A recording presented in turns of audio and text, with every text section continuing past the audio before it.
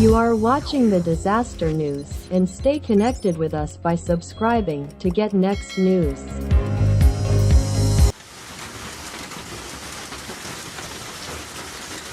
India Meteorological Office also forecasts severe weather alerts for Maharashtra for the next 2 days with light moderate thunderstorms with lightning, rains and gusty winds with varied intensity.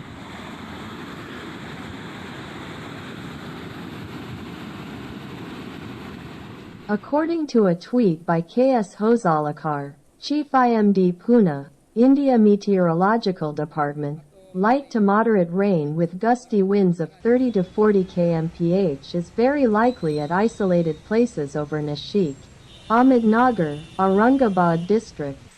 Light rain and thundershowers occurred in some districts of the state. The IMD has also forecast a severe weather warning for Maharashtra for the next 2 days with light to moderate thundershowers, rain and gusty winds of varying intensity. In another tweet, Hosalikar mentioned, on March 7 in Ahmednagar and Ch. Sambhaji Nagar districts, impact may be more with possibility of hail.